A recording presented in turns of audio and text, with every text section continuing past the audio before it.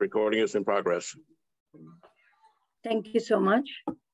And good evening, Assalamu alaikum, good afternoon to everyone. This is Mariam Khan, Executive Director, Community Development Foundation, and also co-founder of Global Women's Development Network. Also heading this campaign as President of 16 Days of Activism for Development. So we are on our 13 days of this journey, and we are going to have powerful speakers today, along with discussion on our three major components. The first component is promoting smart solutions for agriculture. We are also promoting food and nutrition, and we are focusing on future food safety and security. The objective of this campaign is removing malnutrition from 0 to 15 years of age young kids across the globe. So we are having various countries and members, respectful leaders, professionals, scientists, researchers, which participated in this campaign from last 13 days. So we are very close to our closing. We are having the closing ceremony on 10th of December on the same time. So all of you are invited to join this ceremony also with the same passion which you are showing regularly on this platform for this campaign. Today we have our chairperson, Dr. Tamara Umar, with us, and we are going to open our officially open our session with her opening remarks. And rest of the proceeding of today's sessions we will take after these remarks. So, Dr. Tamara, you are most welcome, and thank you so much for spare time for today's opening remarks. Thank you so much. Yes, Mariam, good evening, everyone. Good morning also, everyone. So, yes, I'm very glad to be here today for our day 13. Kindly mute everyone except Dr. Tamara.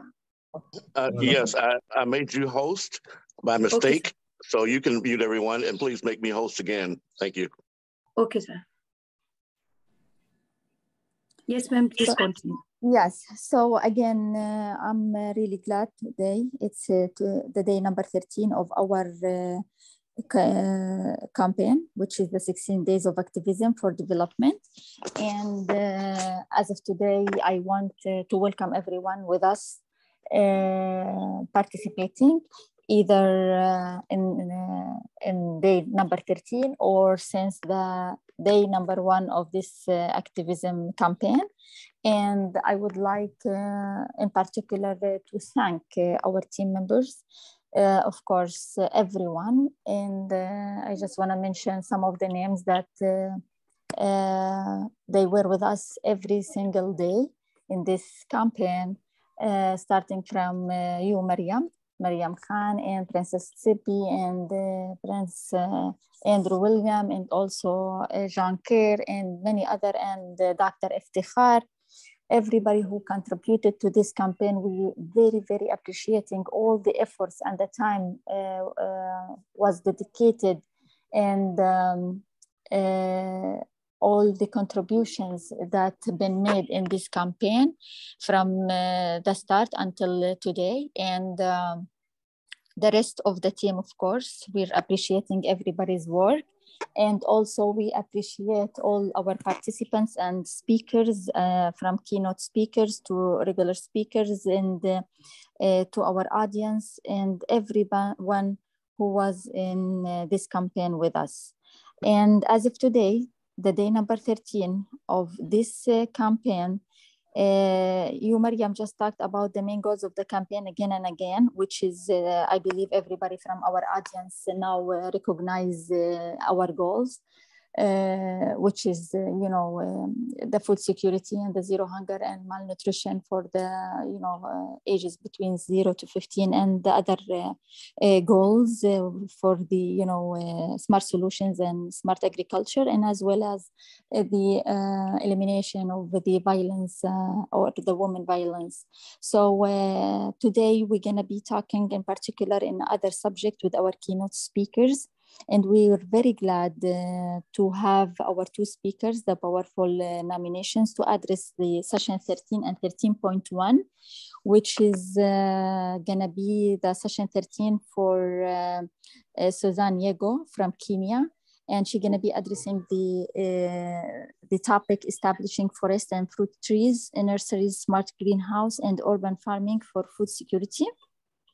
And also we're gonna have Janice De Silva from Cabo Verde, and she gonna address the topic of rural women sustainable empowerment in developing countries. And both of these ladies are seniors development professionals and visible roles in Ministry of Agriculture in Kenya. We're very glad to have them today with us. And I believe they're gonna have a very, very valuable contribution and topics to be discussed and to be added to our campaign.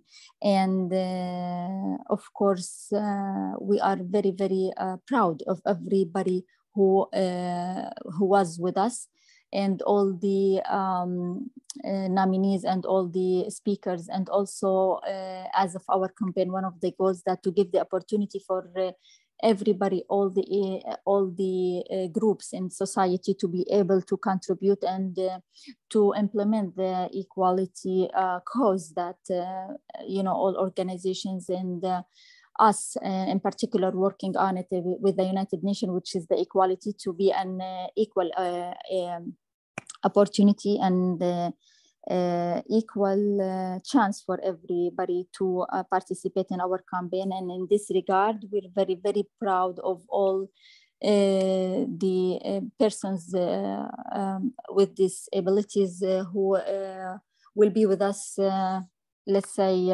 tomorrow or after tomorrow. They're going to be joining us, and we are also very proud again and again with their contribution, and we believe in their vision. And of course they were very effective in their societies in terms of either working or researching or visions or whatever they can do to kind of develop the societies in many, many fields. So of course we are very glad with their participation with us.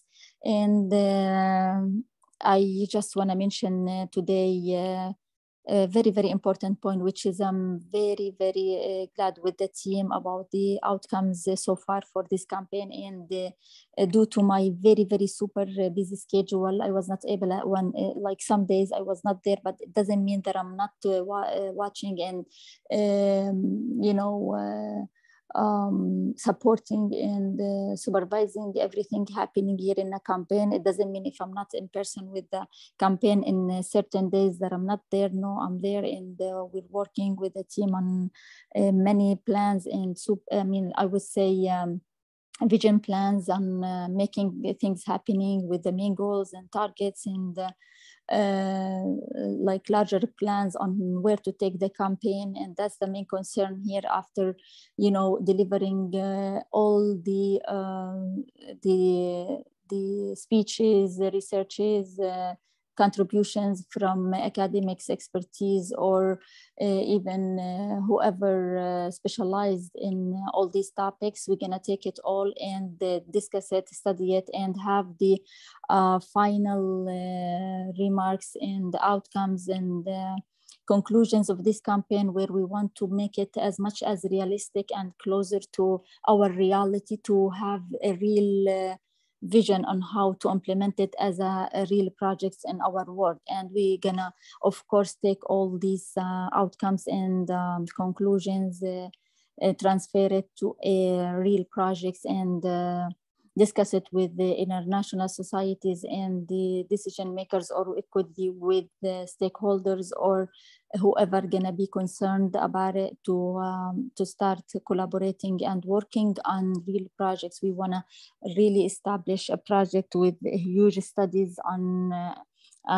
covering every aspect that we're looking to achieve through this these societies, regardless of any region around the globe. That's why it's a big mission. We've been working on it, and we're taking the notes and finding out our ways on how to implement it. That's our concern, and me as a chairperson of this campaign, and as well for the Global Women Development Network, we've been working in way bigger plans on how to direct all the work of our people, our participants, our team, and to make it real and reality in our societies and other societies as well, their societies or any countries, especially the developing countries and the countries who where they're facing a lot of crises and challenges around the globe. And of course, everybody knows what's happening around the globe and how we are facing many challenges. Our world is really facing many crises, and we want to empower the woman and put her in the right track where she's going to be contributing in many fields and taking a good roles in all the fields, not only many fields. That's why it's a bigger vision and we are working on it. I just want to let everybody know today that we're in a good track, and so far a huge accomplishment.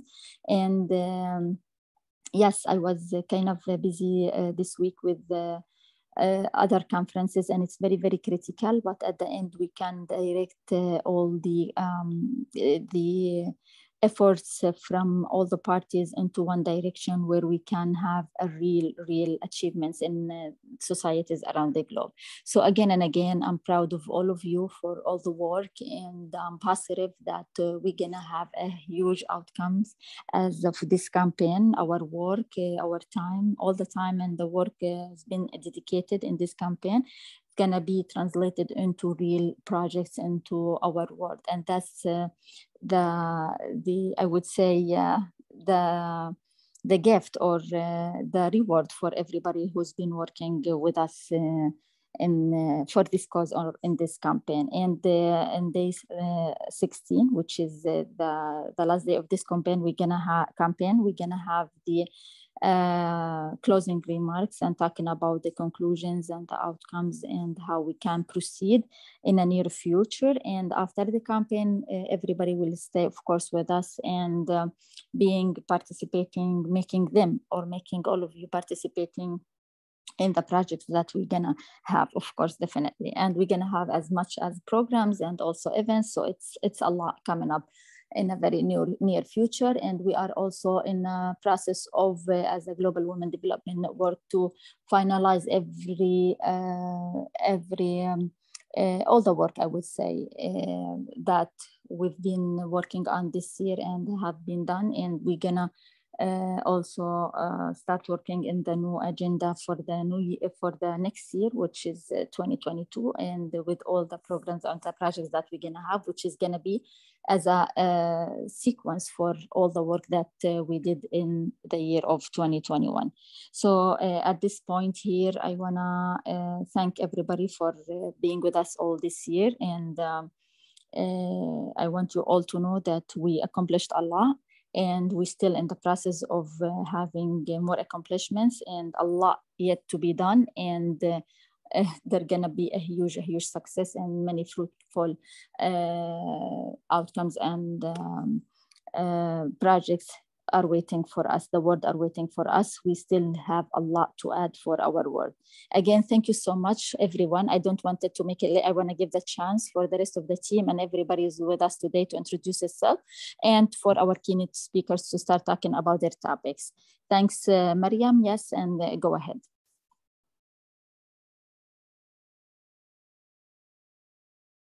Thank you so much, Ma'am Tamara, the chairperson of 16 Days of Activism campaign and chairperson of Global Women's Development Network. So we are starting our 13th day of 16 Days of Activism for Development campaign. So we have a quick round of introduction, and I have one request because we have short of time. So I have one request that the members which are coming from last 3-4 days might be skip your introduction, but the new members. But the new members which joined us today, they can introduce one by one, and you have 1 minute only for your introduction, your name, your country, and your organization, what you're doing in your organization. So that's So we have 1 minute. So in this way, we have 10-15 minutes for the introduction round. And then we will take our first keynote speaker to address about her topic. So we can start from Edmonds Moses. Kindly introduce yourself. You have 1 minute for your introduction quickly. And one by one, you can say your name and introduce yourself.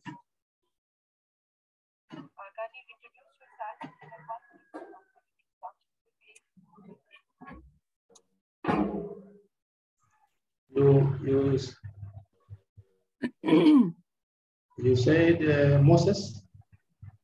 Yes. Oh, I'm Moses Kiru Ekasiba. This will be my second time, not really the first one. Okay. From Mombasa, Kenya. I'm Managing Director of Mojoka Logistics Limited.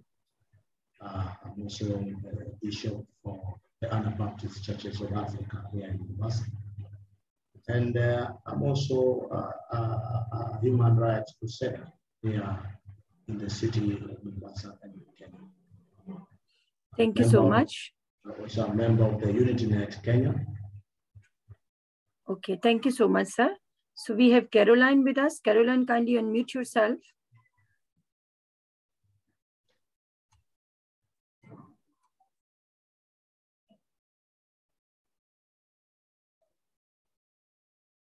If we don't have Caroline with us, can we move forward to the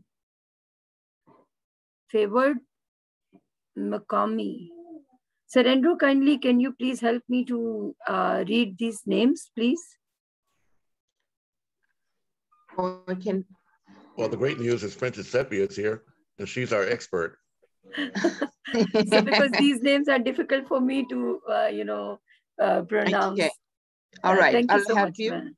I'll help you. We'll go right through the list. I can see Daniel Motwani. Daniel, please, sir, will you introduce yourself, the country, the organization, and your position?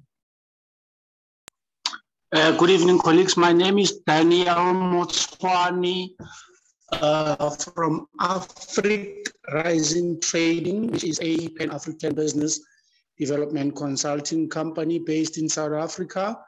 And we mainly work in the agriculture and agro-processing space, the creative industry as well, creative arts industry.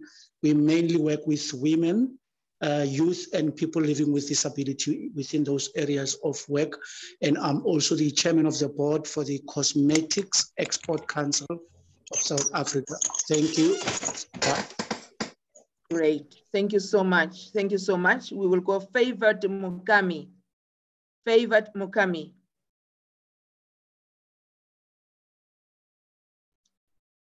You are muted, sir. You are muted. Thank you. Also, please show your video, if only for your introduction. I know the bandwidth is a challenge, but also in the chat, please put your name, contact information, and organization and website, if any. Thank you very much.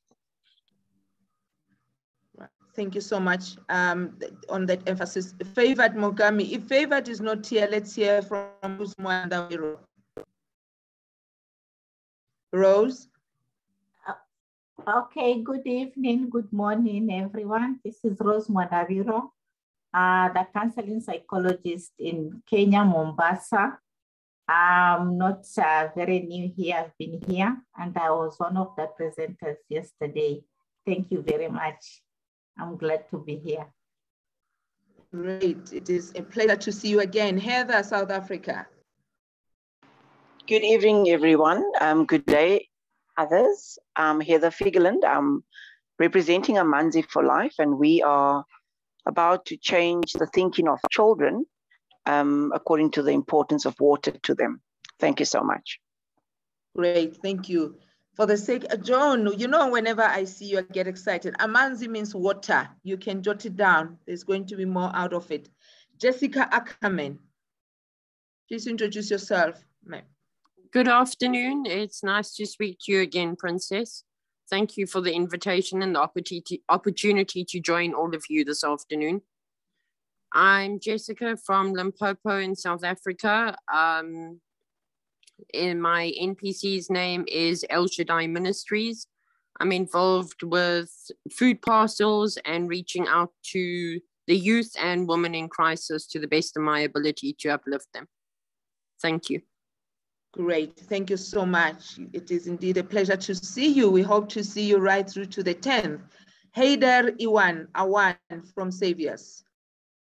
M. Haider Awan from Saviors.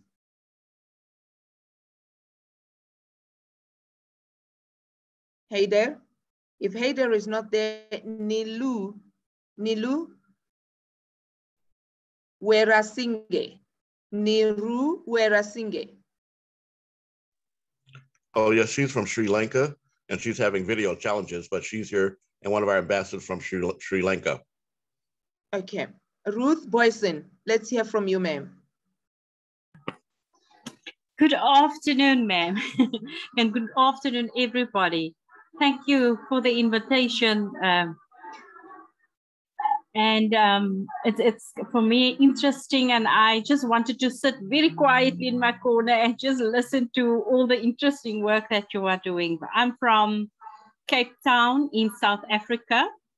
I'm a training provider, and we are called Cape Town Work-Based Learning Academy because we especially look at unemployed young people so that we can teach them a skill and also see to that they are employed and be able to look after themselves and also develop them in their career. Thank you. Great, thank you so much. Thank you. Suraya Bano. Suraya Bano. Yes, hello, good evening. This is Professor Dr. Suraya Bano from Bhilai Nagar, Chhattisgarh, India. I am working as an assistant professor in computer science since 29 years and also working as a social activist and associated with more than 58 countries. Thank you. Great, thank you so much, Professor. Please, my humble apologies, Prof. Let's hear from Susan. It just says Susan. Susan, if Susan is not there, let's hear from Charmaine Cupido.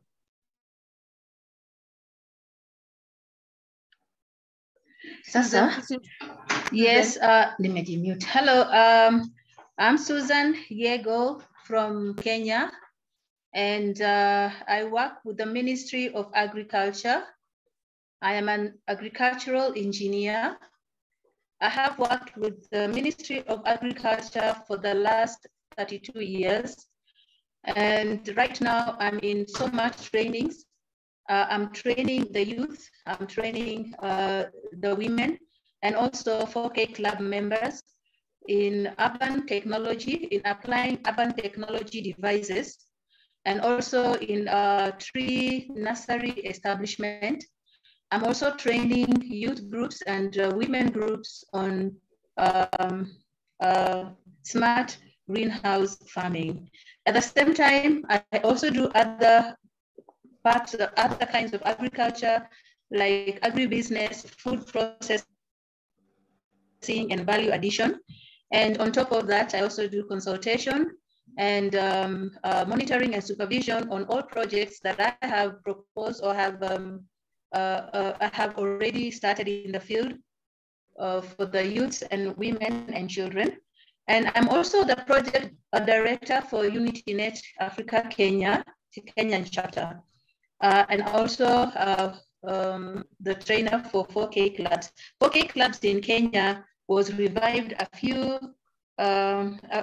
years ago by the president of Kenya, and it is catching up slowly. It used to be there many years ago, but now we are starting to revive the program in primary schools and probably the high schools.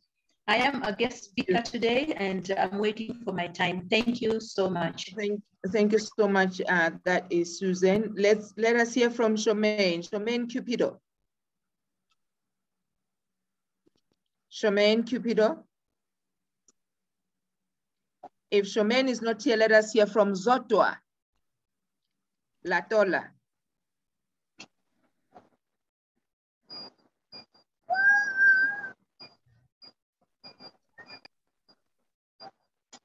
Can we hear from Zoto Latola?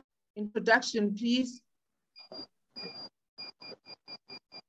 Right, I will turn it back to you, Miriam, to start with today's session, to start with today's program. Thank you very much. And thank you so much. Is here. Thank you. Thank you so much, ma'am. Soon I'm coming to South Africa to learning all these, name and languages from your side. Thank you so much.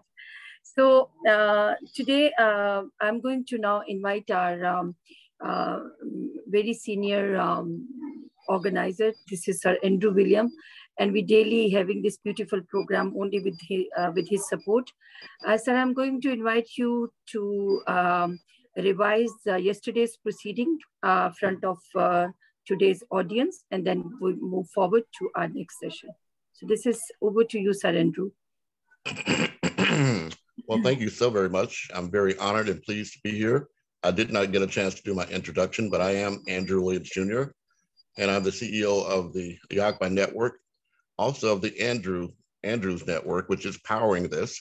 That doesn't mean that we're putting juice to it, but we're promoting it throughout all of our networks in order to show our solidarity, our commitment to you. Galaxy, I'm going to mute you.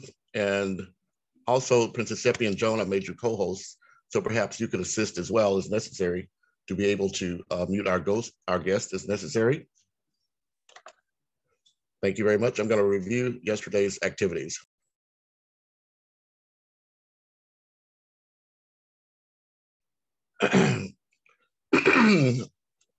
So, on 16 days of activism for development, we had Dr. Tamara Omar, myself, Andrew Williams Jr., Princess Seppi. Also, we had Iftikhar Saida Khan, who are deserving big congratulations that we covered our 12 days of this development campaign. Keynote speakers joined us from various countries and covered smart agricultural solutions, along with technology.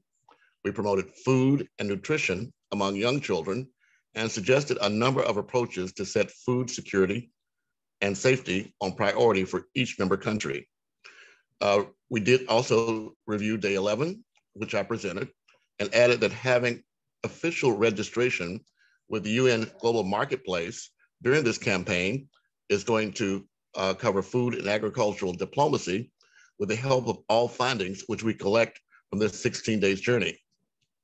By that, what we mean is that we plan to have a summary of all of our activities and produce that in an academia peer reviewed level presentation. So all of you that are involved with this are encouraged to make sure we have all your contact information and follow-up.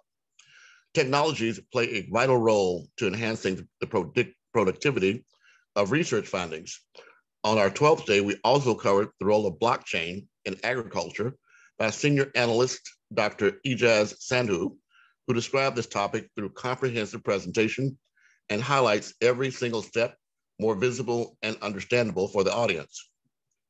Promoting blockchain in agriculture is a future of food safety and security to minimize the risk of poverty and hunger in a less possible time.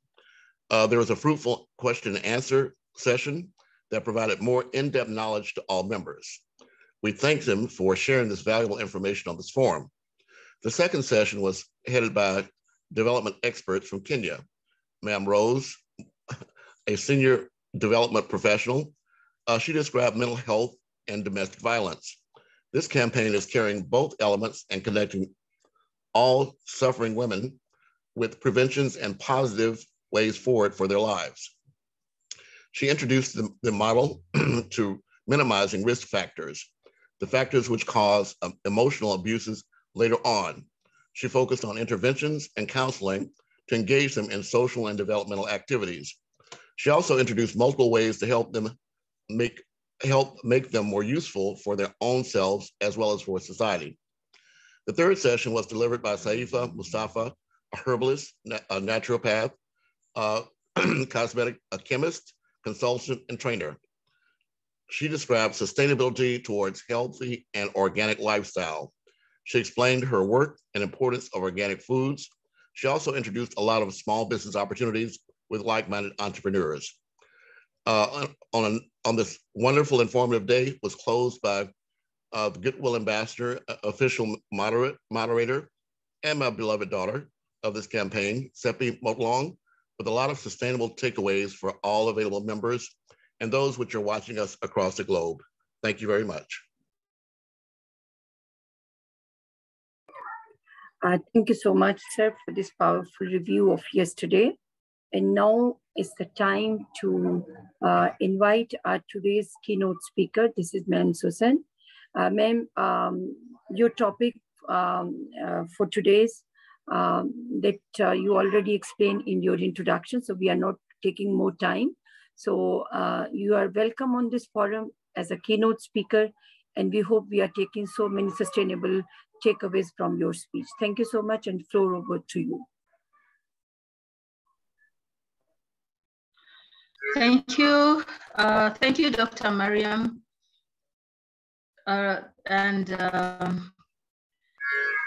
Yeah, thank you everyone for this opportunity that I have to share with you what I have prepared as my presentation.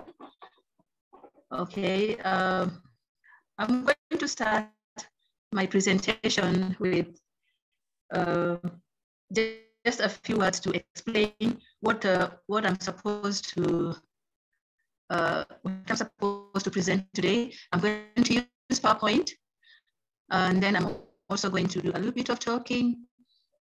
And then I'm going to give a session for I'll give a session for questions and answers. Okay, I'll begin with the first topic. I have already introduced myself. My name is Susan Yego, and I'm going straight to the presentation.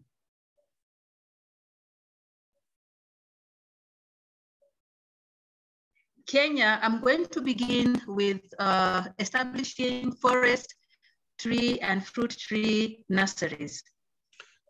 And you may Nakuru, share your screen if you may share also, yes. If you choose, you may share your screen if you choose. You do have that power. Yes. My screen?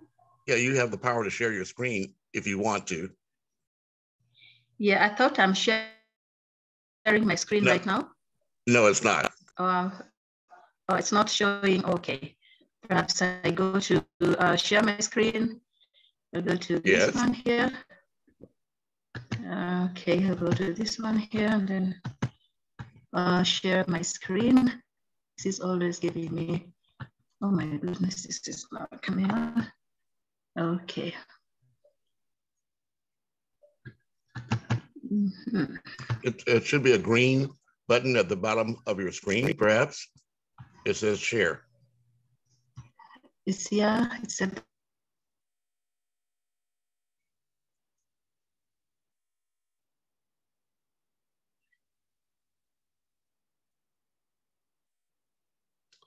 and you put yourself on mute. So we need to, and we need for you to unmute as well.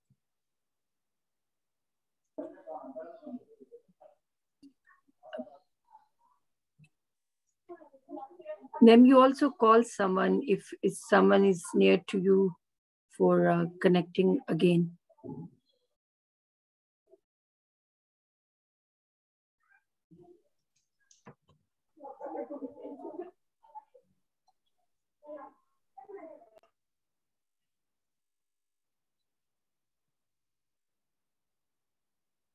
Yes, we do see your screen now. But we cannot hear you, so please unmute yourself, Susan.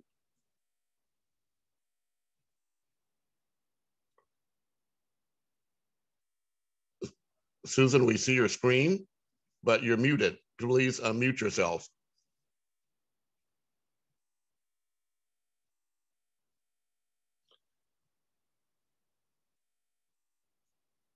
Susan, you're still muted. Please unmute yourself.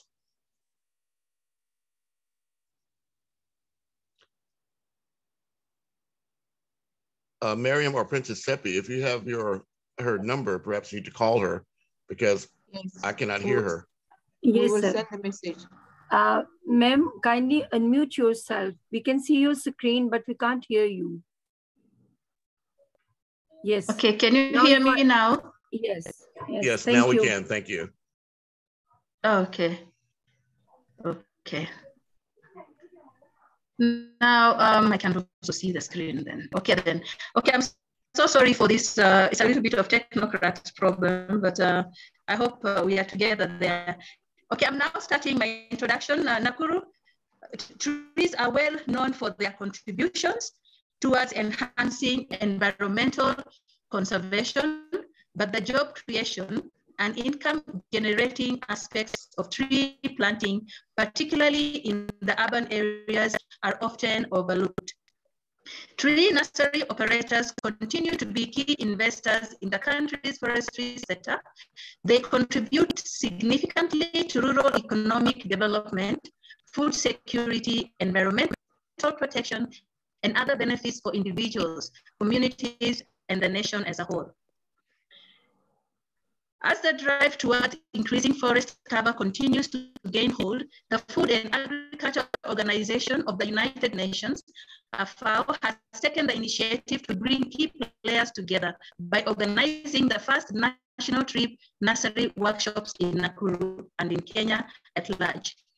Key stakeholders with the forestry sector shared information on the state of tree nurseries in Kenya, as well as issues related to quality control, particularly of seeds, market linkages, and advocacy for an enabling environment for tree nursery operators. The main aim was to establish national and county platforms for tree nursery operators. Key players that made the convening possible are the farm forestry, smallholders, producers of Kenya, and also the youth, the young youth, the 4K Club. Now we are introducing them in the tree nursery establishment, women groups, and the Ministry of Agriculture. Increasing forests, these ones play part in increasing forest cover. Kenya is witnessing a proliferation of tree nurseries across the country, especially in urban areas, attributed to an increased demand as a result of enhanced environmental awareness and adoption of agroforestry practices. The emerging enterprise is providing an income and employment opportunities to thousands of Kenyans and has an immense potential that can be tapped into through better management awareness and coordination.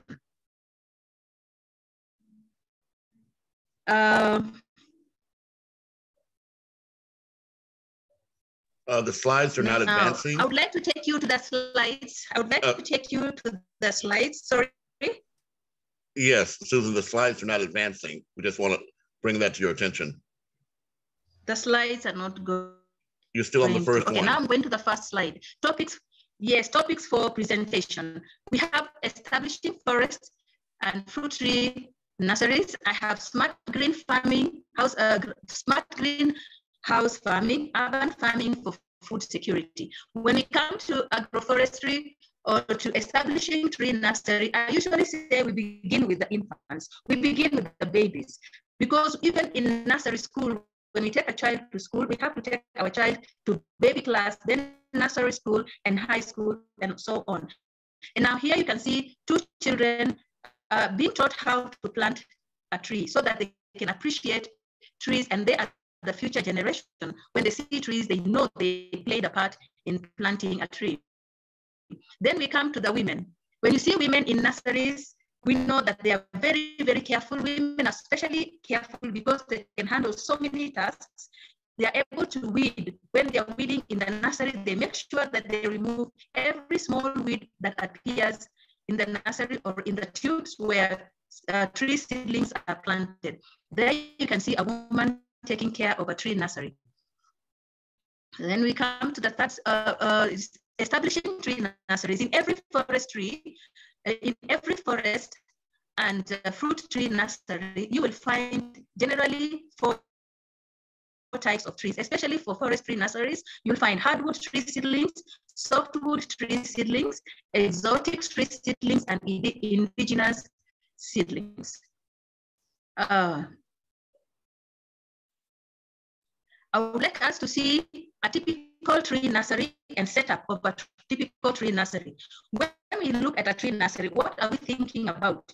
We are thinking about not buying tree seedlings, but doing it ourselves, establishing the tree nurseries ourselves, so that from there, if it is the youth groups or the women groups or the 4K clubs who are benefiting from the tree nurseries project, then they are able to plant a few of the tree seedlings in their own compound, in their own farms, and be able to sell the surplus for income.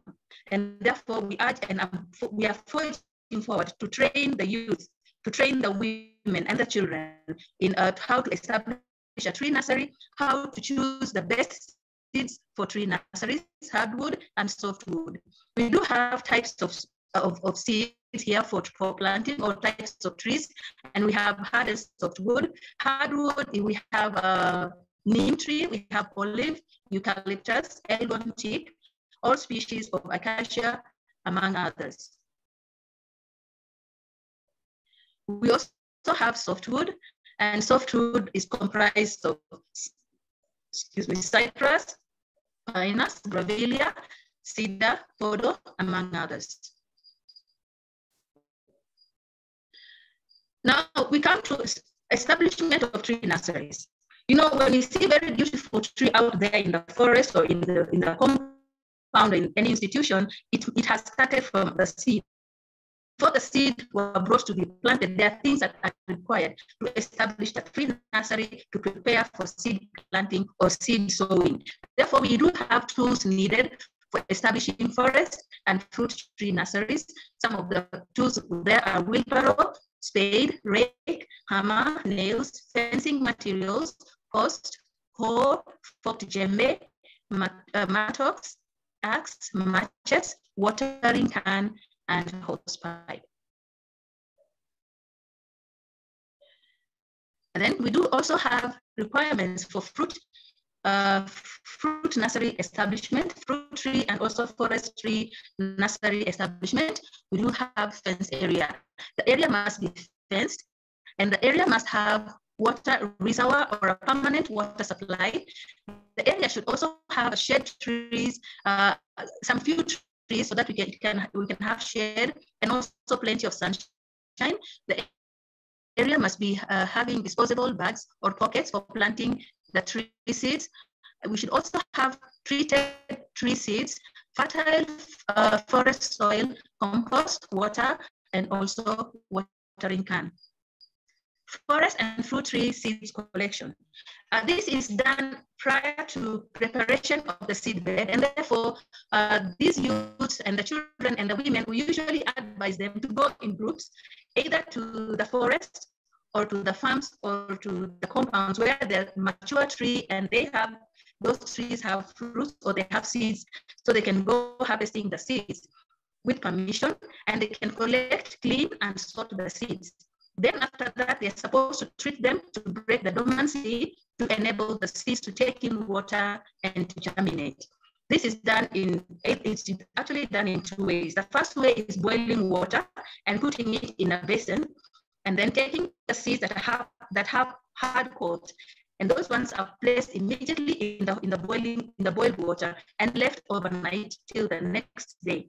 Then the next day you find the seed has swollen, and when it is planted directly in the disposable bags or disposable pockets or disposable tubes, they are able to germinate quite faster than if they were not treated. The second way of treating seeds are through, especially we do have seeds that are so light and the skin outside is also light and soft, so they can just be soaked in ordinary water. 1 cup of seed to 1 cup of water, that is a proportion, and then they are left overnight, and the following day they can be sowed or planted into the seed beds or the tubes that are prepared for planting. Now we usually tell the nursery attendants to plant 2 seeds, not 1. In case one doesn't germinate, the other one is sure to germinate. And in case both of them germinate, then one can be pricked, or it can be pulled out and planted in another pocket or another tube. Nursery management. This is nursery management. We have to ensure that seedlings have enough water. This is what we train our youth, our children, and our women groups to plant disposable slips. And they're supposed to be planted in disposable slips. We have come out of polythene papers because of they cannot be destroyed very well. So we are now in disposable bags. Treating on pests and diseases, and also weeding, and prepare wood boxes for transporting tree seedlings to distant places. When the tree seedlings are ready, we prepare them and place them in boxes because they can reach their destination without any harm. Now we go to, I think I will ask, okay, this is the last section, number 13 is the last section for establishing tree nurseries. I have talked in detail, and I want to keep my time because I still have a lot to go through. Now, who are to run or establish tree nurseries? Not only in Kenya, in other parts of the world. We have rural and urban youth, we have women groups, we have 4K club members, and we also have individual farmers. This becomes a project. Well, this becomes a project which will generate income from the sale of the tree seedlings. They can also sell the prepared seeds as an income too. Now, up to there on tree establishment of tree and fruit nursery, I did touch about the fruit tree nursery. It is all the same. When you're planting fruits, the practice is all the same. It's only that the difference with fruits, it is that we get the seeds. Sometimes we do get the seeds from the marketplace, or we buy them from people who collect seeds. That is the only difference. But treating them and planting tree seeds and forest tree seeds is almost the same. Now, up to there, if anyone has a question, you can ask. Or you can put your question in the chat box, and the host will be able to call the names of those ones who have already put their questions in the chat box. I go to presentation number 2, smart greenhouse. This one is a bit brief. What is smart greenhouse? Smart greenhouse is growing crops in a controlled environment. This excludes crops from harsh climate conditions, such as wind, direct sunlight, pests, and diseases. It is easy to control pests and diseases in an enclosed area. The crop is safe from predators, examples, straying animals, birds, and thieves. So when we have our crops grown in smart greenhouse, we actually stay smart because we take care of them so well, so intensively, and at times even we don't use much water. That is one of the benefits. We don't use much water in growing crops in the greenhouses. The crops that are grown in the greenhouses are mainly vegetables, and this kind of vegetables could be tomatoes, capsicums, red, yellow, green. We can grow herbs, we can grow spinach, we can grow even onions, but we cannot grow cash crop like maize and beans in greenhouse. So you normally concentrate on vegetables. We have different types of smart greenhouse. Different types of smart greenhouse. And this one is, we have greenhouse made of local available material. I do a lot of supervision on this work, and also farmers that need that kind of services, we are always ready to help them out. And then we also have another type of greenhouse. It is commercially fabricated greenhouses. We also have drip lines. We have raised water tanks, knapsack sprayers, farm tools, pruning scissors, etc. All these ones, we have them ready in the greenhouse, in the smart greenhouse. Benefits of smart greenhouse. Greenhouses, the benefits that we can get for constructing or using smart greenhouses, they're actually most of the time they are used in the urban area because of limitation of land. They are used in the urban areas as well in the rural areas. Greenhouses utilizes little water for crop development. They also use either little or no chemicals at all to control pests and diseases. Cost of labor to manage the crop is minimal, and weeds are easily controlled. Those are the benefits of smart greenhouse.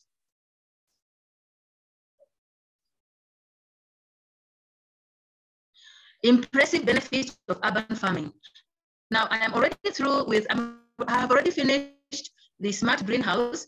I could only add one more point, that products or produce from the greenhouse are mainly sold in supermarkets, groceries, and also vegetable markets, because they look so good and they look clean and also well fed. So they look nice for sale, and the prices of products from greenhouse fetch much more than prices of products or produce from the main field or from open field.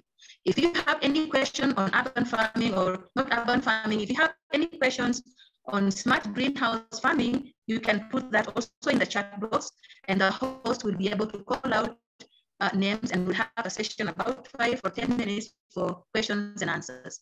Now we come to the last session, and this is called urban farming for food security.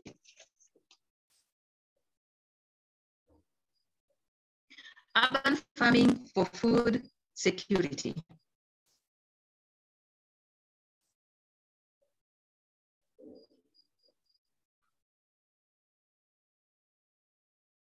Kenya is rapidly urbanizing in the growing cities and towns. There is an increasing need for food supplies, creating demand for agricultural products. High unemployment rates, urban poverty, and food and nutrition insecurity force some urban dwellers to partly adopt livelihood strategies based on urban agriculture. Presently in Kenya, urban and peri-urban agriculture plays an important role in urban food system because it enhances livelihood strategies for urban households, not least the poor. Using a sample of 2009 households, this study characterized urban farming and urban-based rural farming in medium-sized towns of Nakuru, Kisumu, Thika, and the outskirts. In Kenya, it further assessed food security levels of urban households engaged in farming and households that do not farm. Results demonstrate that more than half of the households produced part of their food either in urban or rural areas. About 37% and 25% of the respondents produced food in rural and urban areas respectively. Generally, more of the households engaged in both urban farming and urban-based rural agriculture are more food secure compared with non-farming households. Urban farming has a potential of improving household food security and provision of fungible income, hence the practice should be included in the urban food policies.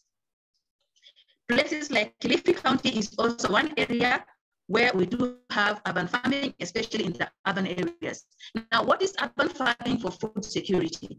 Kenya is indeed Africa. Kenya and indeed Africa is not exception to this phenomenon because of rapid increase in population. Land has become small, and food security means people at all times have access to all types of food physically and economically, which is safe and sufficient and meets the people's dietary needs. Madam Susan, sorry to interrupt you. There we go, because your slides were not moving. And impressive. What I would like to say is perhaps try and be on audio only, because the connection is so not good. So we will try and see if without the video, we can hear you clearer. So we are being helped by the visuals at least, but so try and do just the audio and let us see. You can carry on, ma'am. Okay. All right, so that one, we'll go to stop video. Impressive benefits of urban farming. Can you hear me? Can you hear me? Clearly. Yes, okay. Clearly. Impressive benefits of urban farming. Proximity. These are some of the benefits of urban farming. There could be more than this. Proximity. Urban farms are grown in city center and other densely populated areas, so they are closer to their consumers than field farms. They are accessible, they are adaptable, low risk, builds community, they improve mood and livelihood, property value, local demand. These are some of the benefits. It became handy, this kind of farming, the urban farming became so handy during COVID-19 period when people were in lockdown. People practicing urban farming had a constant, safe and food supply for their families.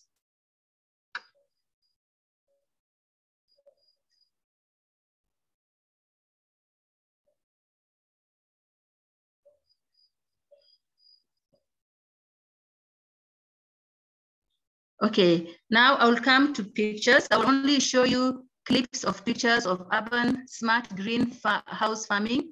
This is some of my work that I was going around today in the field for money supervising and monitoring. And I was doing a bit of this so that I took a bit of pictures to just show you what kind of work I do in the field. This is what we do. And I'm soon retiring from this work, and I'm looking forward to continue with consultancy. This is a tree nursery, a typical tree nursery. The pictures might not be so clear, but this is one of the nearest tree nursery to where I live.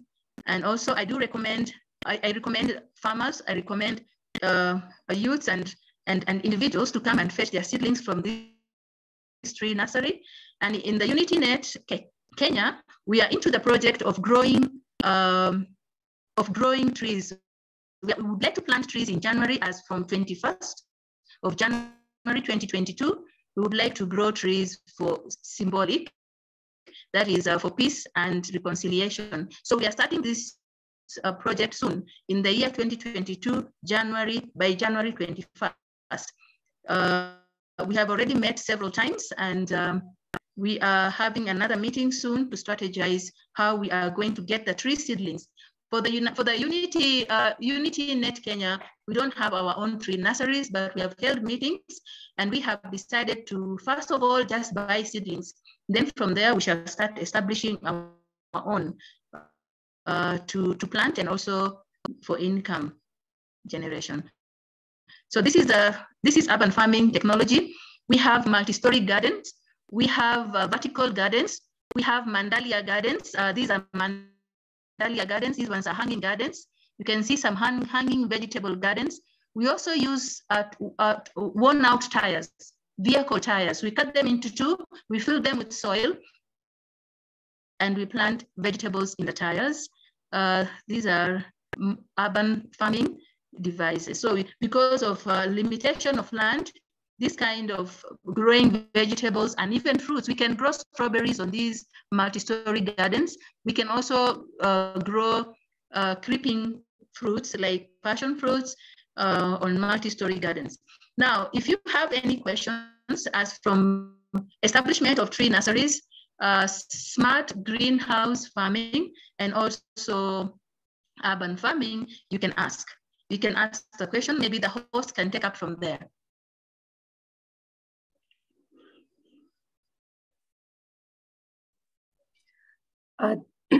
Thank you so much, ma'am. It's a wonderful presentation, very much relevant to the subject of this campaign. And initially, we missed some conversation because of a lot of distortion in your voice. But overall, the pictorial, presentations describe so many things about your topic. So now, house is open for the questions. So we can take 3 questions from the audience. Ma'am, you can collect 3 questions, then you can answer one by one the questions. So we can, everyone have opportunity to ask question if you have any question with Ma'am Susan. Well, Princess Seppi, I'm going to ask you to moderate if at all possible. You do that so well. We don't want to deprive you of this opportunity. And Joan Kerr, we see your hand.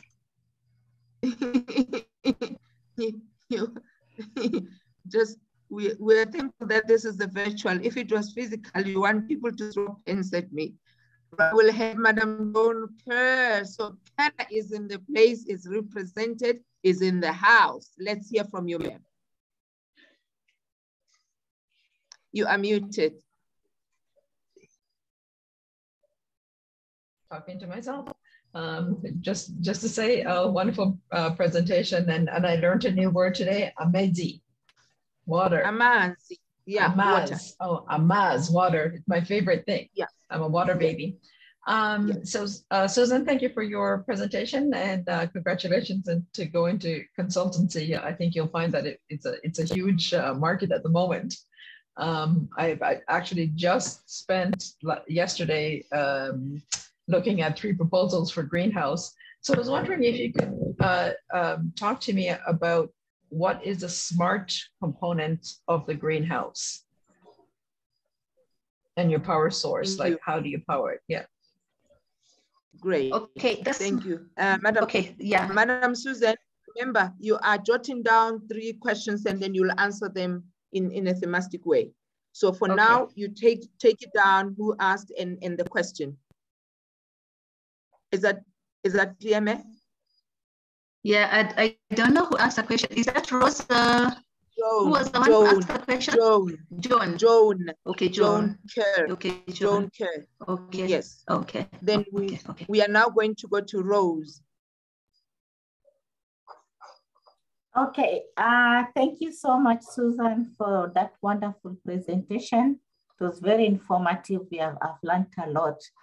I would like to know how much land would you require for a smart greenhouse, and then I wish for you to tell us about the kitchen garden.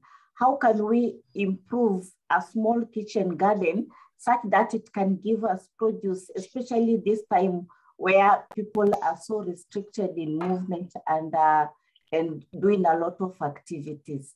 Thank you, Susan. Okay. Thank you.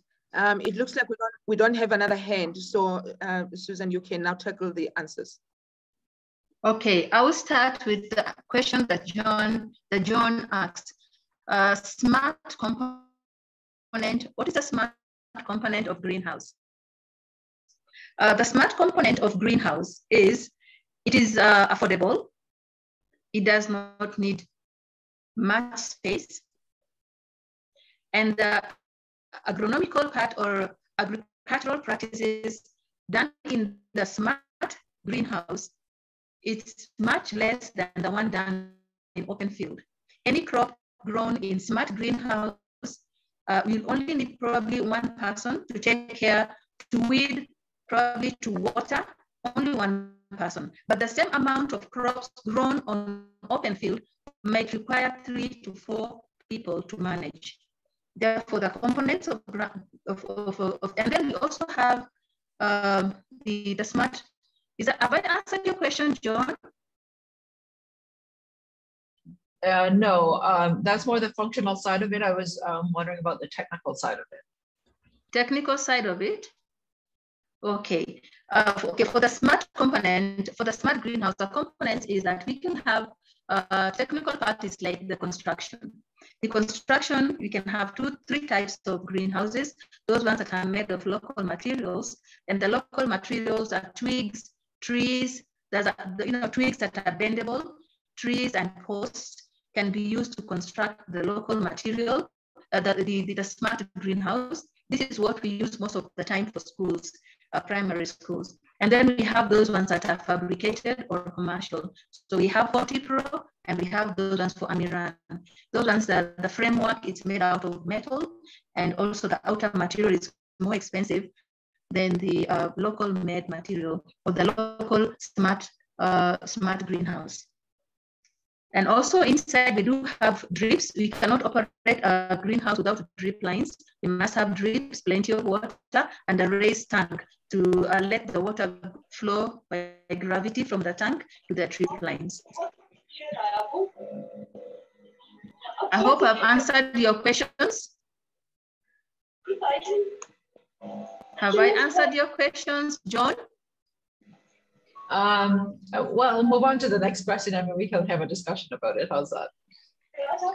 Okay, you can take my email address in case you would like to have a discussion, further discussion. You can take my email address. It is susanwausiYego@gmail.com, or you can also take my telephone number 0721-283-548.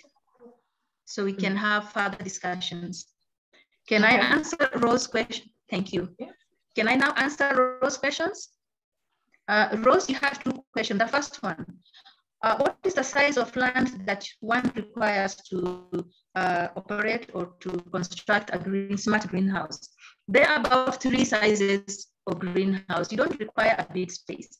The smallest you can construct is 28 by 8 meters. 28 by 8 meters. You can also construct one by 38 by 8, and you can have another larger one, 48 by 8.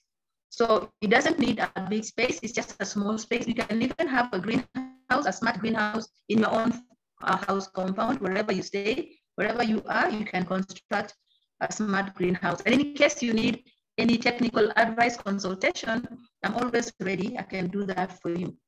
And about the kitchen garden, all of us mothers and women and all families require a kitchen garden, you know, because in kitchen gardens, you can grow your vegetables organically. You don't have to spray them. And you can also use compost. When you are cleaning your kitchen, all the potato peels, all the banana peels, and every that from the kitchen, you can collect that in a pit. And after some time, it decomposes. So you can use decompose that from the kitchen as compost or manure for your kitchen garden. And also when you go to the main market to buy vegetables, banana or cabbages, carrots, tomatoes, you don't know when they were sprayed with chemicals. The person who is selling you the vegetables, they look nice, clean, but it's better to grow your own. Even if it's growing them on hanging buckets, you can grow, actually can have a green kitchen garden, even using buckets. You can use plastic containers, fill them with sand, soil, and compost. And then you can be able to pierce holes on the sides and grow vegetables on top and other sides. You can use sacks. You can also use vertical gardens. You can use mandalia gardens. Mandalia gardens are made out of mineral water. You know, we all drink mineral water. So 20 liters bottles, don't throw them away. When you use your 20 liters bottles, 10 liters bottles, you can cut them and you can grow your kitchen garden. If you live in a flat, you can also grow your gardens on the roof. You can grow on the balcony. So instead of just planting flowers, the way you can only look at them, you can incorporate flowers and have a bit of your portion in the balcony or on the rooftop. You can have your kitchen garden. Make sure you water them and also you apply manure appropriately. Well, thank you so much, Rose. I don't see any more hands, so I will turn it back to Miriam to continue with the session. Thank you. Thank you so much.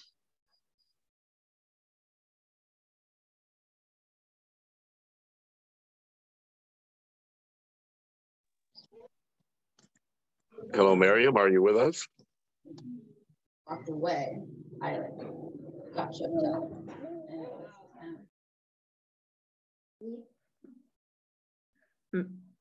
Have we lost Miriam? Perhaps, but luckily I do have the agenda. Okay, thank you so much. So you can continue. Yes, just for information, I'm going to share my screen briefly here, just a moment.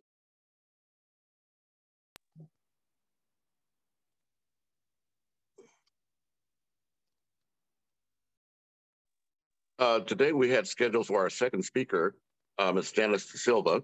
However, she's notified us that she's just taken her second COVID shot and is not feeling well enough to make the presentation, but she did provide a PowerPoint. So I'm going to do my best to walk us through it.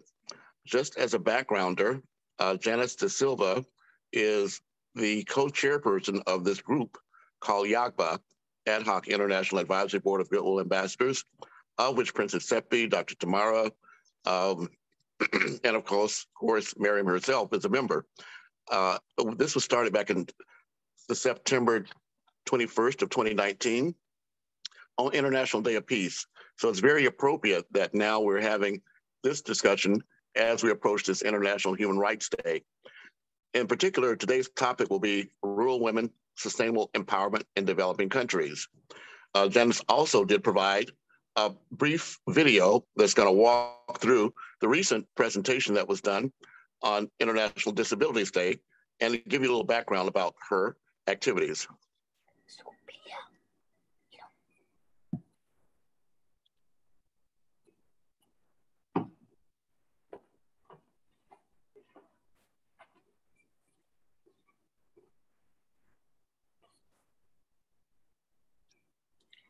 Sir, sorry, I lost my connection, so I reconnect myself now. So that's wonderful, I can't Miriam. hear. We'll turn it back over to you then. I was just about to start the presentation, but I'll turn it back over to you. Okay. Oh wait, I'll continue then. And I'll go ahead and start the PowerPoint and try to come back to the video. Just a moment. Okay, sir.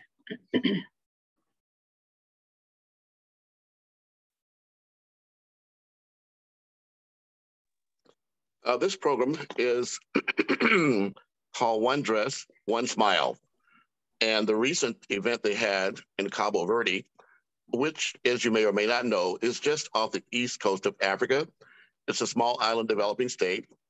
Also, Janice De Silva herself is a 21-year veteran of the United Nations. She did a lot of work with UN Habitat.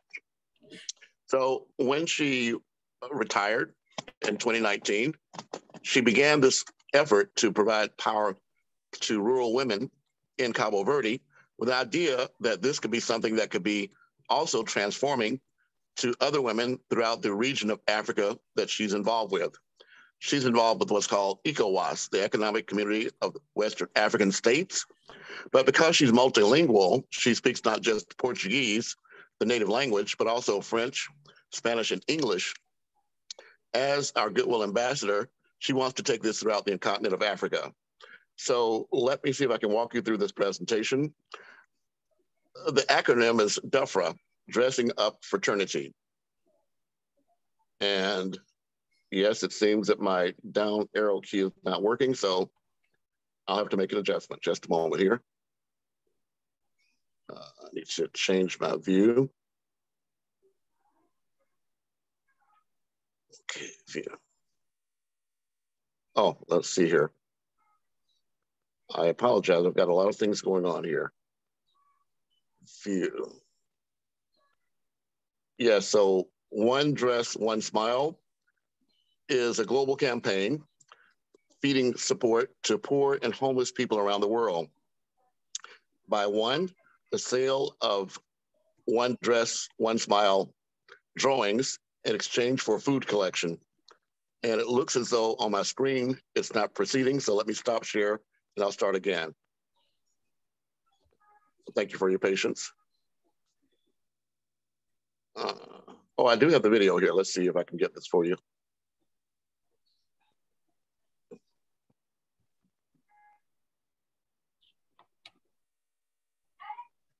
Yes, I'm just walking. This video has no sound, but it just walks you through the first Dressing Up Fraternity Parade that was held in Cabo Verde. This was just on November 14th. And this was in the capital of Cabo Verde, Praia. In addition to having local participants, she also had ministers of tourism, as well as her local political representatives, including the mayor of her city. So the idea of this first Dress Up Fraternity Parade would be into support of local rural women And the idea is to showcase their own designs, as well as to do paintings and drawings that could be sold that could help the overall community.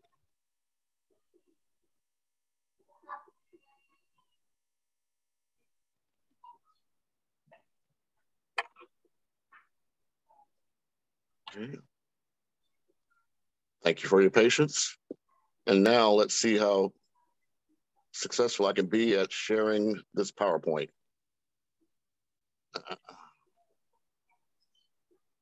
I'm not going to be successful at all, so I'm going to see if I can reopen it.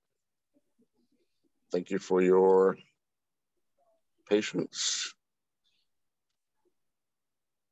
Yes, here we go.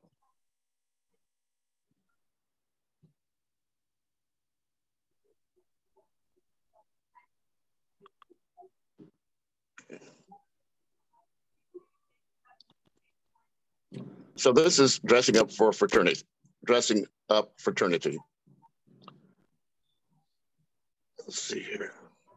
So the concept is very simple. Sponsor a dress and promote sustainable local development. Menina Retro is a clothing, poems, and coaching brand founded by Janice De Silva, humanitarian, diplomatist, goodwill ambassador, social worker, spiritual and emotional coach, who was awarded with the International Peace Leader Certificate from the Institute of International Peace Leaders. Janice De Silva has more than 20 years of professional experience in development and international management, mainly within the United Nations system. One Dress, One Smile. One Dress, One Smile is Menina Retro's humanitarian global program founded during COVID-19 lockdown with the objective to contribute to reduce poverty through design, confection, and commercialization of haute couture colorful garments, in which 60% of the sale of each piece reverts to capacity development and technical assistance and humanitarian projects of community entrepreneurship. The vision is to build a new way of being at the haute couture fashion by promoting peace, sustainable environment, and cultural exchange of local community and overcoming size barriers. The mission is to contribute to the improvement of the living condition of local communities, of fair social development, and sustainable economic growth that respects human dignity, the rule of law, fundamental freedoms, and human rights, oriented towards the localization of the Sustainable Development Goals. The concept is to sponsor a dress and promote sustainable local development. The global projects is to address slum food security for all by the sale of One Dress, One Smile dresses in exchange for local food security. The gathering of food, needles, relevant goods, and materials to assist poor diabetes patients in slum areas. Food and emotional coaching and capacity building to prevent diabetes and other forms of transmissible diseases. Some of the current technical partners, as you can see, include my own organization, 5 Points Youth Foundation, as well as our umbrella, the AHIABGA, the Ad Hoc International Advisory Board of Goodwill Ambassadors. And to the bottom left, you'll see DEV7. That is also championed by Janice De Silva, with an intent to, as we say, globalize the Sustainable Development Goals. In other words, demonstrate how what we're doing locally has global impacts and source solutions locally from global sources. And as she says, we would like for you to be a partner with Otis in this development opportunity for rural women. Recently, there was an international dialogue that was held online that had representatives from over a half a dozen different countries. The Dressing Up Fraternity is, again, sale of Otis dresses in exchange for local food security. These are just some renderings of dresses, paintings, drawings that were done by people in the local community. but it also has an intent to involve food security, local food security. Partners are identified to buy Otis dresses at a fair market price of a minimum of 50 euros and beyond. Half of the amount is payable to the dressmakers and the rest with food kits. Otis distributes food kits to local communities, associations on a monthly basis under an established criteria. Otis organizes social and public events to sensitize partners within diaspora communities to buy food for their in-need families at the country of origin. Otis supervises the distribution and prepares a report to partners. Otis also diffuses the reports and prepares a resource mobilization strategy. Gathering food, needles, relevant goods, and materials to assist poor diabetes patients in slum areas is what Janice Da Silva was involved with that led up to the presentation back on November 14th. So the video that you saw at the beginning was at the end of this effort to reach out to the local community. And these are some examples of the food that was collected and distributed. So this strategy is one that we hope we can engage you with. The idea is to gather food, needles, relevant goods, and materials to assist the poor diabetes patients in slum areas. What they've done is establish cooperation agreements with the local producers to provide food kits on a social price. In turn, Otis distributes the food kits, needles, goods, and materials to local associations of diabetes prevention under the signature of an agreement cooperation. Otis provides technical assistance to the organization of local cooperatives of agribusiness benefiting slum dwellers and women victims of gender-based violence. Princess Seppi, can you help me by muting the people that are not speaking? Thank you. Otis supervises the process and prepares a report for partners, and then diffuses the initiatives and prepares a resource mobilization strategy. Here, what we have is a description of a previous event that we actually were able to involve in international dialogue on public diplomacy, focusing on cooperation for health and well-being. And we did this with a focus on Sustainable Development Goal number 2, which is, achieving zero hunger. In that particular event, we had representatives, other AHIABGA representatives from Puerto Rico, the United States, Nigeria, Kenya, and Asia, as well as Sweden. So the idea is that we want to expand our opportunities to work with the 16 days of activism and this core team so that next year we can be a very vital part of the International and Indigenous Women's Development Conference to be held March of 2022. Just as an overview, the strategy is for food and emotional coaching and capacity building to prevent diabetes and other non-transmissible diseases. Otis provides coaching on health and well-being. Otis provides food and emotional coaching. Otis provides coaching on health and well-being. Otis provides food and emotional coaching. Otis provides diabetes and other non-transmissible disease prevention global talks. Otis provides primary health care, communication capacity development, and technical assistance to pilot community projects. Princess Seppi or Joan, could you mute the people not speaking? Thank you. Otis also supervises the process and prepares a report to partners. Otis provides fitness activities to diabetes patients in slum areas. Otis diffuses the initiatives and prepares a resource mobilization strategy. Please pay attention. At the end of each of these strategies, there is, in fact, data that's collected and made available. It will actually be data that will drive the scalability of these projects. Here you find an example of Janice Da Silva on the ground in Praia, Cabo Verde, working with a local villager and distributing food. This is just one example of ways that we can right now begin to impact our local community. There are benefits of being an Otis DUFRA partner.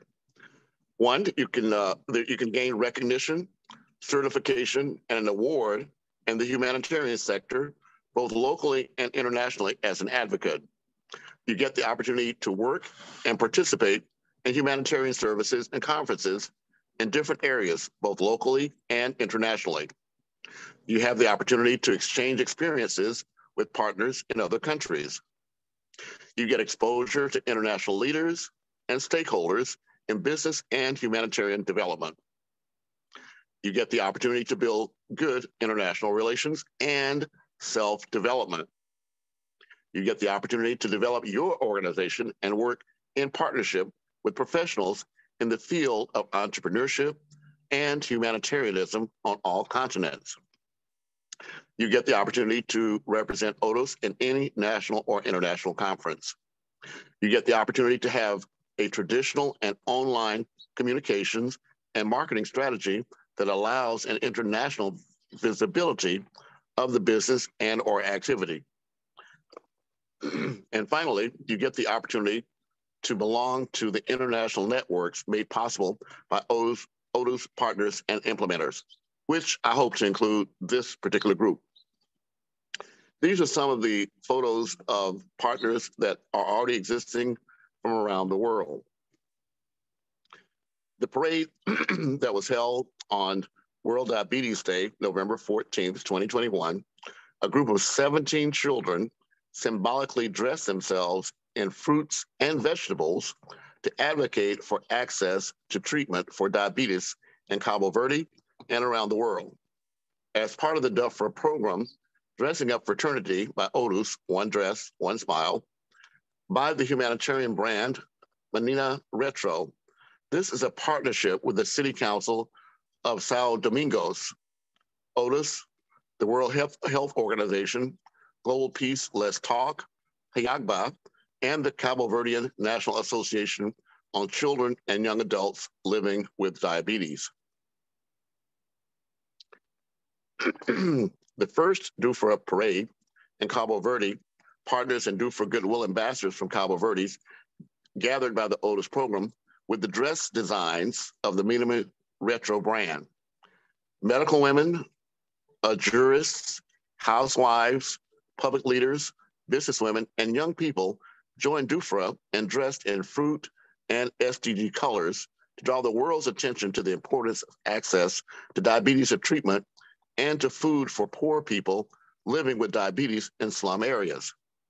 The parade was organized by the Menina Retro brand with the CEO and fashion designer, and as well ODUS founder, Ambassador Janice Da Silva, with the ODUS accredited seamstresses, Susana Perez and Mary Jane and Taylor Cinzo Gamboa.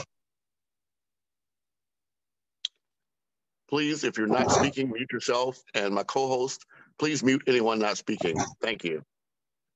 Monitoring and evaluating mechanisms.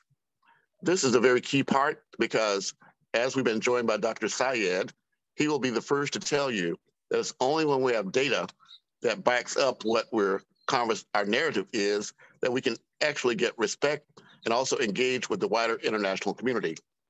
In this particular case, the International Working Group coordinates and issues guidelines for the implementation and compliance of the programs, conducting the entire process of sales production, follow-up, monitoring, and evaluation of the actions and agreements established.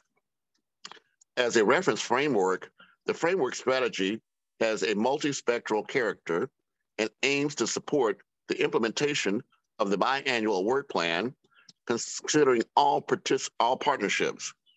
All positions are based on small annual grants to represent ODUS in the global team. All staff are free to be part of other companies, organizations, and institutions that respect the principles and missions of the United Nations and can pay their salaries and compensation in their respective jobs, or to be able themselves to volunteer the time necessary to accomplish the objectives of the position that is secured. The evaluation of the achievement of the transformative activities of the proposed 2-year work plan should occur on a quarterly basis in order to find ways to correct any challenges and implement corrective measures throughout the implementation period of the action plan. The working group should meet monthly, inviting all country office staff to attend and participate in the technical discussions. In order to assess the effectiveness of the activities and their adequate reception by the defined target audience, it is also recommended to strengthen the continuous partnership with key institutions in the awareness raising process in order to support awareness raising and provide the necessary feedback. A cooperation agreement should be signed with each OTIS partner or sponsorship donor entity. The cooperation agreement is concluded, followed by a detailed biannual work plan with a schedule and division of tasks and a monitoring and evaluation framework. In closing, Janet says, I founded OTIS during COVID-19 lockdown as my humble contribution to world solidarity and cooperation. Thank you, join us. And it ends with a way for you to reach her, and that's at communicationodos@gmail.com. And they're available on the Facebook group, Menina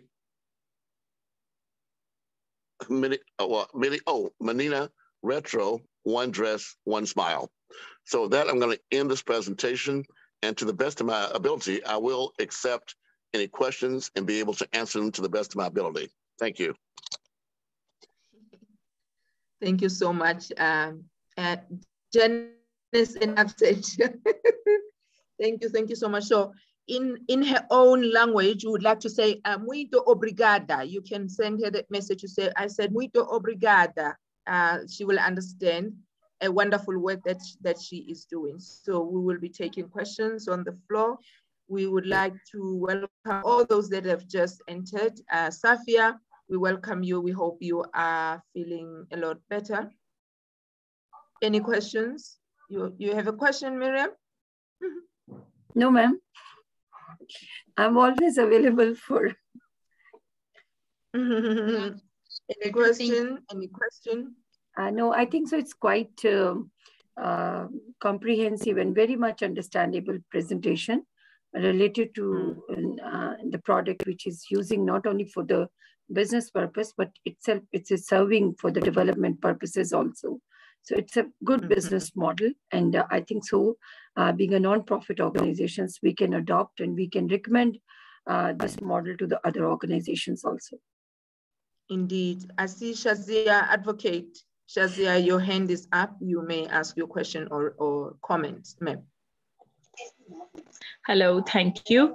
First of all, it's a wonderful concept, I must appreciate.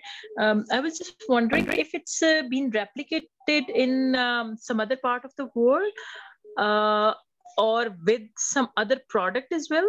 Like if it's like focusing on one industry that is of textile, I mean dress related, is it replicated in any other world?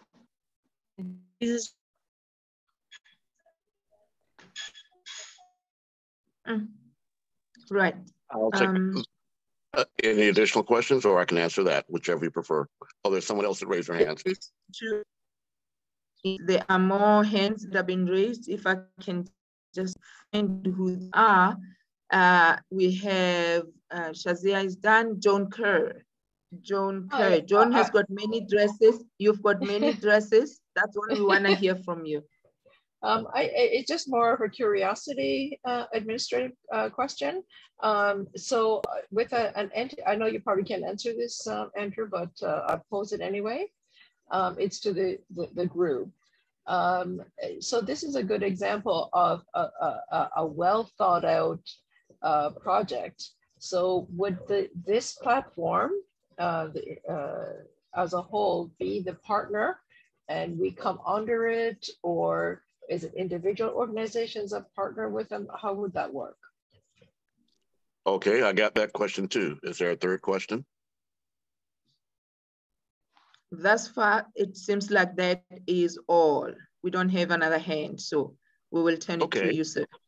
In the answer to the first question, as Janice shared with you, this concept came about recently during the COVID-19 lockdown. So only in the last, 18, 24 months? But the short answer is no, it is not yet being replicated around the world. What she's asking is for us to evaluate what she's done and for us individually to decide how we may want to adapt it for our local communities. That leads into the second question, Joan, and the answer is, the idea is that, as I have explained it in the presentation, the idea is not for ODOS to be the umbrella for the entire world, but to actually have partners, organizations that do agree to adapt this program in their local community. So I can, of course, connect you directly with Janice Da Silva after this, but the short answer is that my understanding is that ODOS is going to be headquartered in Cabo Verde, where Janice Da Silva is, and where she's actually, I believe, registered with her local community. But as you know, in dealing with international trade, it's always better to work with teams on the ground, so to speak. So that would be my recommendation and suggestion, but I'll get a specific answer for you, Joan, and connect you with Janice to do a follow-up. Thank you. That is amazing. That is amazing. And also Heather from South Africa. So we would like to join for Janice. We can have a conversation because I am part of the committee. So she can have, so that Heather can engage her as well. She's there on the comments that she would like to join or to adapt the program and the project.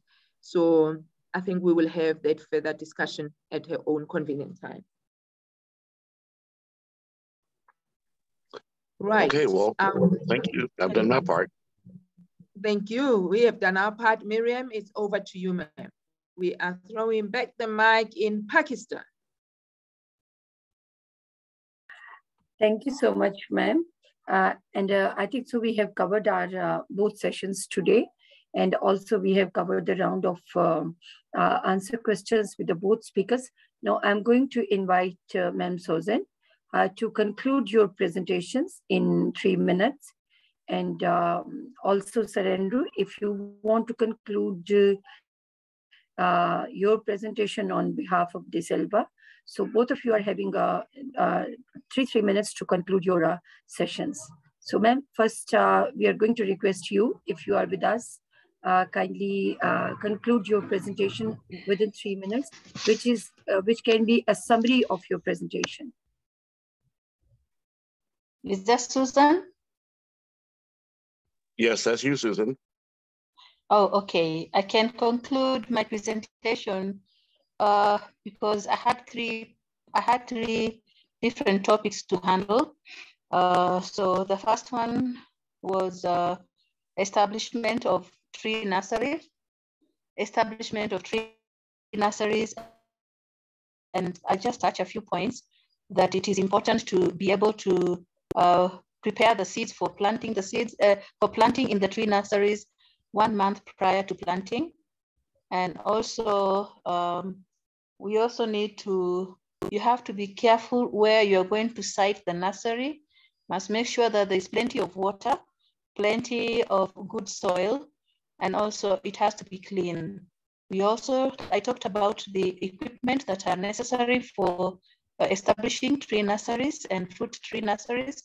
And those are a few of them, like the wheelbarrow, the hoe, the machete, the watering can. We also have the disposable bags for planting the seeds. There's a way of treating the seeds before you plant them.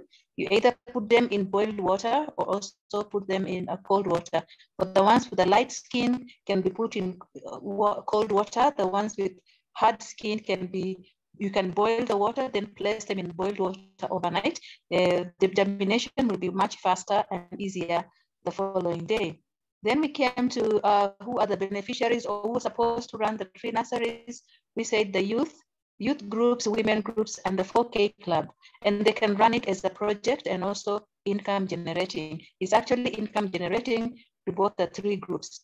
I also talked about the farm a smart greenhouse. And a smart greenhouse, it's also used in urban farms or urban dwellers because it doesn't need a big space. You can opt to use a smaller one, you can opt to use a medium one or a large one. For specifications, I have my email address and my telephone number. We can have extra consultation online.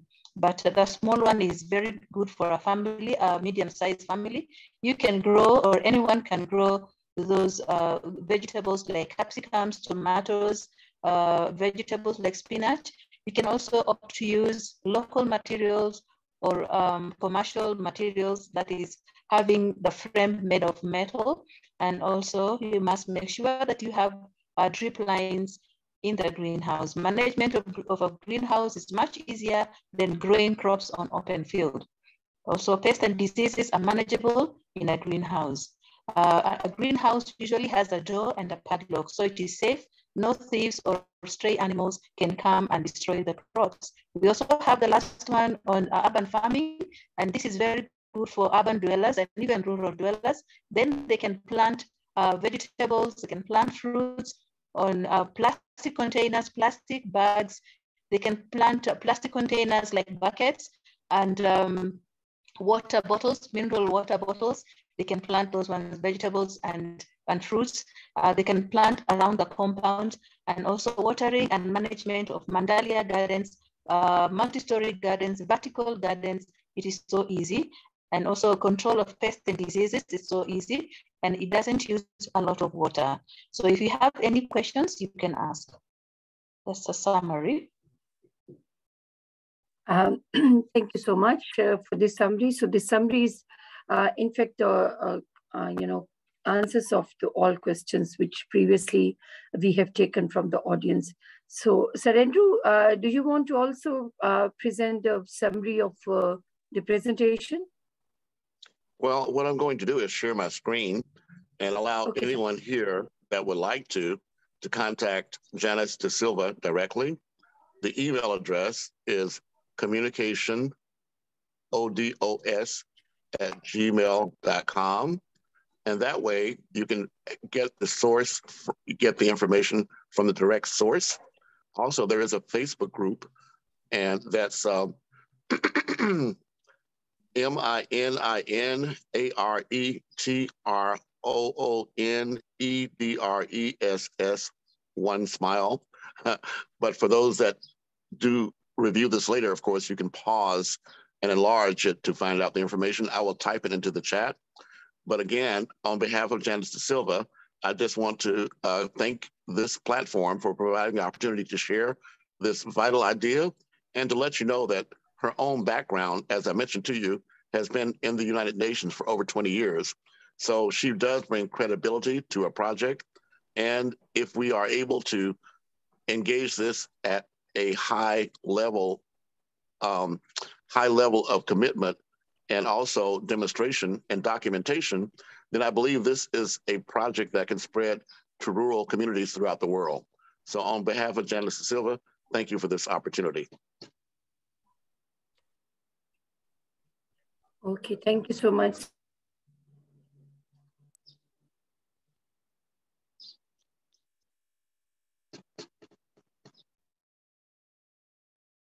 Back to you, Miriam.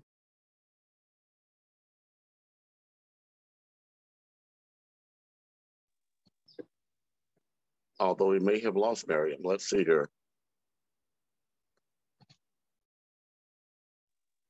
Yes, Princess Seppi, we've lost Miriam, so step in, please, to moderate until she gets back. Right. In the meantime, perhaps everyone could prepare themselves to put your contact information in the chat if you did not earlier do so we can follow up with you.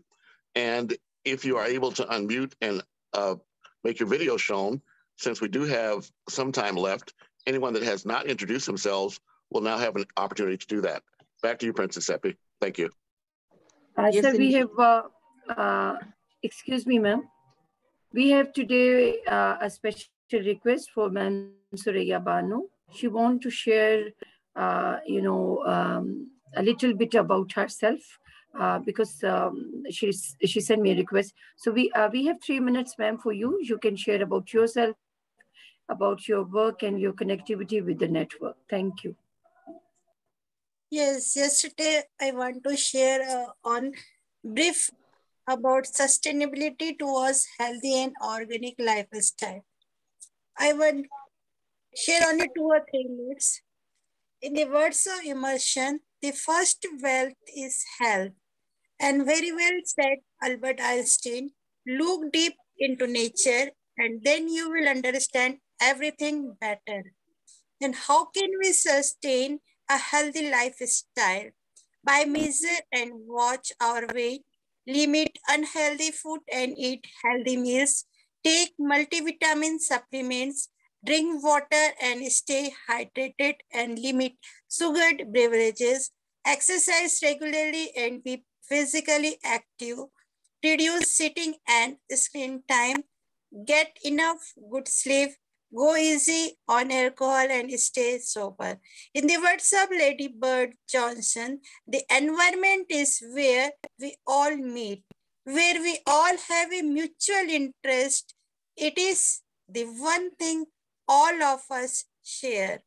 Then how we maintain our healthy lifestyle, body weight and overall. Measure and watch our weight, keeping track of our body weight on a daily or weekly basis will help us see what we are losing and what we are gaining. Number 1, limit unhealthy food and eat healthy meals. Do not forget to eat breakfast and choose a nutritious meal with more protein and fiber and less fat, sugar and calories. Take multivitamin supplements to make sure we have sufficient levels of nutrients. Taking a daily multivitamin supplement is a good idea, especially when do not have a variety of vegetables and fruit at a time. Many micronutrients are vital to our immune system, including vitamin A, B6, B12, C, D, E, and zinc, iron, copper, selenium, magnesium, etc. Drink water and stay hydrated and limit sugared beverages. Drink water regularly to stay healthy. Diet, eat plenty of fresh, non-processed food. Drink approx 64 ounces of water every day and limit caffeine and alcohol intake. Exercise regularly, sleep in time, socialization. In the words of Martyr, life is not living but living in health. Why it is important to have a healthy lifestyle? A healthy lifestyle has many benefits, not only for the body, but for the mind too. Also, if you follow a healthy lifestyle, then we can reduce the risk of having cancer, heart diseases, diabetes, obesity.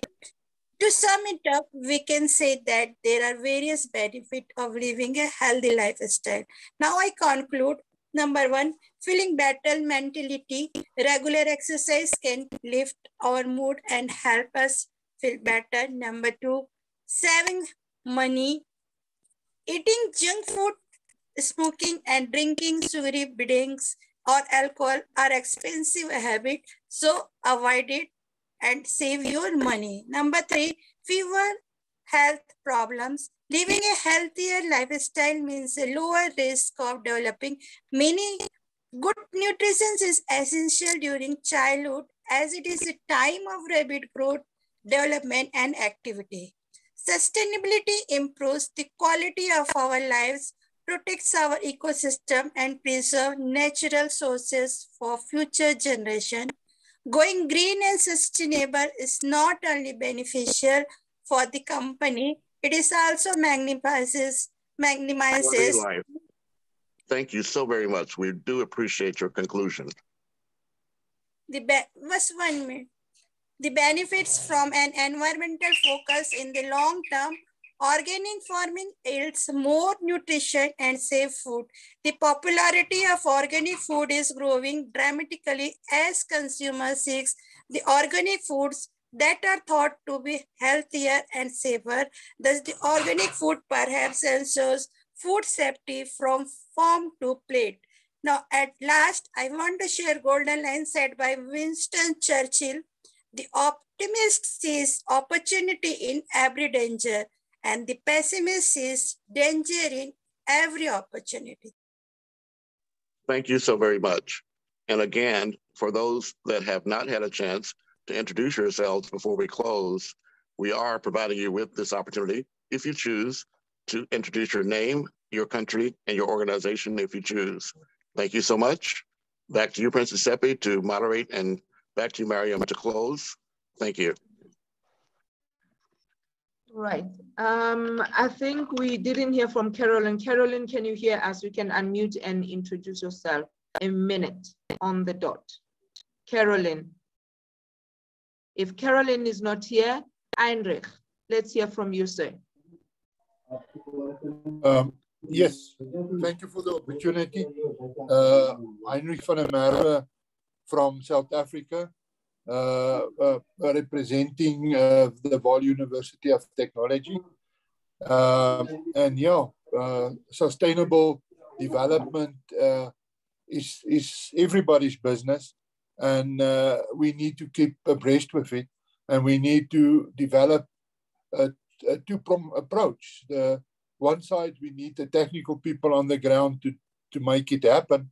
On the other side, we need the team to generate the funds that's required to make it happen. Thank you very much. Bye-bye.